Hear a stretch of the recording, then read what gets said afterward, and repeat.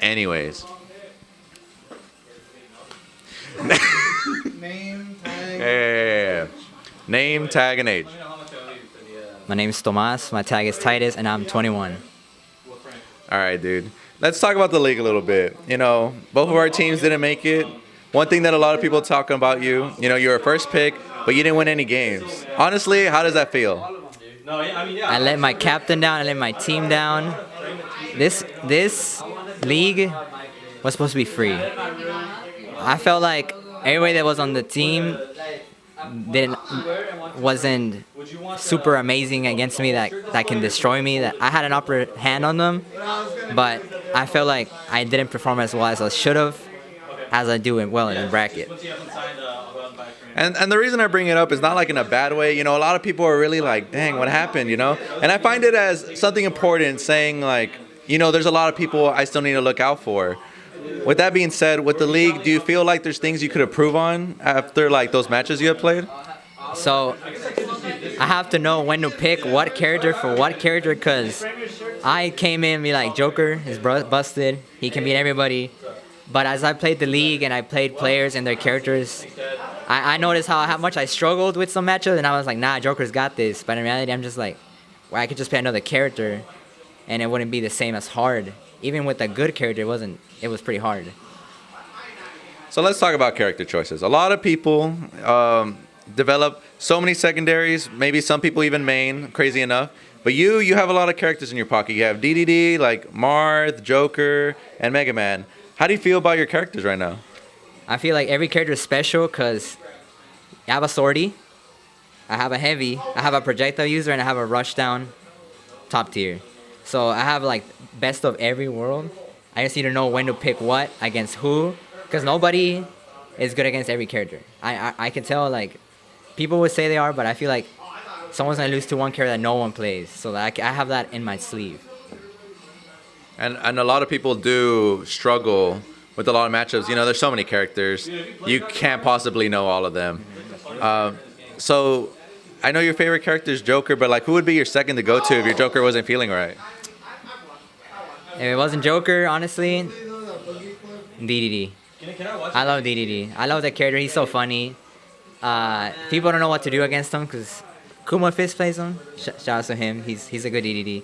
But like, we play very, very different. So I feel like he knows more of the character, and I feel like I know more of the neutral side of the game. So I can like throw off a lot of people, and especially since if you haven't played Kuma Fist, you haven't played me, DDD shows up and you're gonna be like, what the heck is going on? Yeah, I'm a big fan of the DDD because you remind me of Whiteout Jr., dude. I love Whiteout. Whiteout's my best friend. Whiteout, if you're watching this, I want to be as good as you, bro. How do you do it? Such a bad character, good results. Tell me. I love Whiteout. We're about to send him this link, dude. He's gonna be like, oh, my homies, I hate him. Going back to you know, tournaments and such, how do you feel you did this season? Do you feel like you did better than you thought, or are you kind of disappointed? How do you feel? Well, I started off the season rough because DDD Marth, it wasn't good enough. People have better characters, and all the top tiers, I didn't want to play Inkling, I don't want to play Snake. I didn't feel like playing Lucina because she's so boring. So I was like, I need to find a character that's good. These two got me some results, but I wasn't top 8 at everything I wanted to do. So when Joker came out, I was like, this character looks pretty sick. I want to see how well it applies to me. And so far after that, I have many good placings, but sometimes the matchups do go against me. So I have to learn to, hey, Joker doesn't go here. I have to play something else from the past to beat that character. It's not the same. Yeah, like recently I felt the same way, like with Ganon, you know, because I used to play him. So I definitely understand what you're trying to say. With the DDD, would you say that's like your biggest comfort pick? Yes. I feel like every Gordo setup is big brain material because it's mostly me that's doing the work. The guy's just hanging at the ledge waiting to do an option, but I have to cover that option. The Gordo's just there bouncing. Sometimes it doesn't even hit you. You have to be smarter than me. So that's when you test someone's true skill. Apart from that, he's pretty much a swordsman. His hammer is untangible. You can't even hit that. And he's a heavy, so he lives forever. So it covers like those matches that want to kill me early, can't kill me. And after that, everybody struggles to kill DDD at one point. All right, so I'm a big fan of RGB traveling. I love every time someone travels out of city, I watch them in bracket, all that stuff. But you've gone to like one tournament out of city. Do you have any plans going out to more out of city? The only reason why I haven't been able to travel is because I'm usually the whole responsible for my house and my dogs. So I have to be at home most of the time. So whenever I have a chance to go to tournaments here, it's because I have someone taking care of my house, my dog. So if I were to plan something ahead that doesn't involve my school schedule, because I'm really focused on school, I have to make sure that if it fits well and I have the money and the time, I will go. Because I want to make a name for this place, because RGB is like very low key, but we have really good people. Third place, bro. So I want to make sure that we're out there, be like, who's this guy? And people get to know me and the people that are good here to go travel. And I want to travel. Yeah. So I would say in Smash 4, you weren't that more known of a player. I would say in Ultimate, you got really good. A lot of people now know you, and you're one of the better players. Do you think it's because but then you said right now RGB is a good scene. So do you feel like the RGB practice helped, or what made you get a bigger boost in terms of getting better? So compared to my Smash 4 live and SA, I had good people to practice, but I didn't really play them as much. I just had bracket demons, like Whiteout. He was my biggest bracket demon for 5 weeks straight. I was like, what do I do? And I would tell him, dude, what do I have to play? And he's like, you can't beat that. I was like, you're right. If you can't beat him, you have to join him. I got in the brain of a DDD player, and I said, oh, this is what the character can do. So it feels good. So compared to my Cloud and my Marth in 4, that I only got to practice certain matchups, coming here and playing more people, more tournaments, more time into the scene, I was able to be like, okay, more people actually wanted to fiend here all the time. They wanted Smash Fest, have little crews, TNE, shout out to TNE.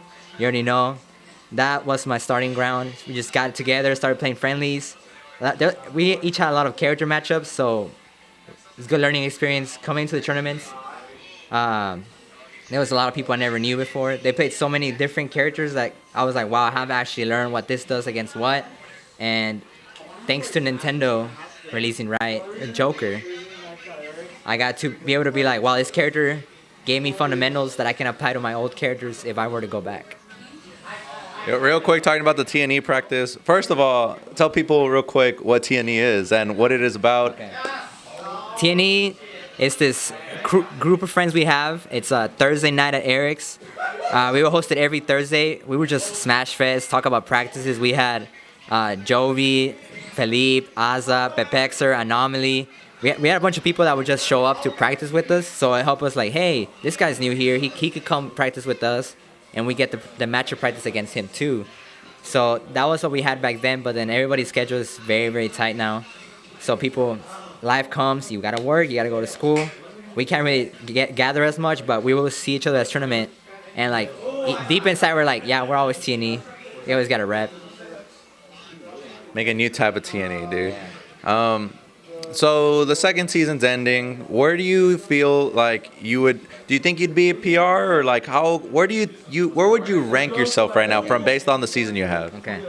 From everybody that's there, I feel like 9, 10, 11 from those three. Because top 5, top 6, those guys they're too good. They're just too good. Y'all are veterans. Y'all know what you're doing. Your characters are good. You know everything about the game. And that's good to play against y'all because I get to learn what you guys know. And then we have, I would say, Anomaly's PR because he's good. He's such a smart player. I learned a lot from him. Probably Maniac because he's a good player. He goes out of city, gets good results. Shattuck. And between me and Toffee for 10. That's what I will see, because Toffee's good. I can beat him. I've played more tournaments than him. And then if I were to be HM, it would be him and Zai. Yeah. Well, would you be happy like if you made PR? Like, was that your goal for the season? Yes. As soon as Joker came out, I said, if I start winning tournaments, I will dedicate myself to being PR and learning so I can feel good about myself being PR. Now, I'm getting annoyed, dude. You're going to be a Joker, man, once you find out you're PR, dude. Low-key. I'm not in the panel, though, but I don't know. The list you gave me, it kind of, I agree. You know what I mean? But, man, that's pretty cool. Then what would your goals be going into Season 3? If I make it to PR this season, which is like my ultimate goal, I want to stay consistent. Honestly, if I were 10, I would want to be 7 or above. And there's those 7 people above, they're like the walls. There's always that wall that you have to beat. And once you open that wall, you just go in. As soon as you sneak in there, everything just gets easier from here. Once you get to know someone, how they play, how good you get as a person, and you win to learn, you can make it far. Well, what do you think is stopping you from entering the wall? Every person's characters stop me. Everybody has a weird character that has one thing that is jank. So, let's say, starting from the top, we have J-Boss. Yoshi, Egg is annoying. It's super annoying. That's hard to get. It's like, that's literally a wall that's stopping you from edge guarding him. Then we have number 2, we could say Blue, Sonic. Possibly the most annoying character in the game. He said he's not good, but if he wasn't good, he wouldn't have in this result. He can play anybody else he wants. He won't be as good as he is with Sonic. Then we have number 3, we say Commander. Inkling is crazy. He has a lot of characters, so the man has knowledge. And I'm starting to invade that knowledge because I want to beat him from now on. I don't want to lose against him anymore. I have a positive record against him. The only one that's not top 5 that has a positive record against Commander. I'll tell you something. And then Elwolf, Pichu. Sneaky rat. And Hypey. Down tilt is OP. So I have to say, down tilt into imagination. The man here. Dude, I love down tilt so much. That's the only reason I play Smash. It really is. All right, well, with that being said, any shout-outs? Shout-outs to my boy Pepe out there in Mexico. Come back. We miss you. TNE. All the RGB PR.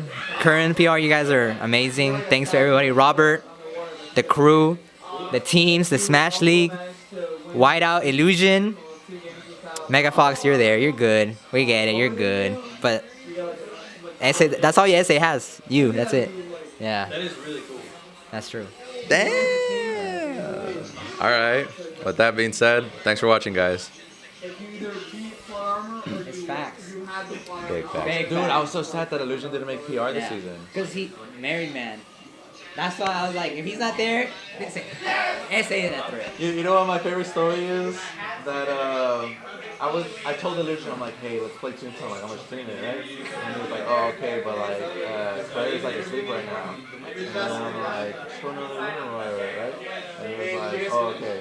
And he was like, oh, well, I'm in the bathroom. And he went to the bathroom and he was playing there for hours. And then like someone in the chat was like, is Illusion there? And Illusion explained what he's doing. And someone's like, damn, married playing Toontown in the bathroom. Priority. Mexico won. I told you.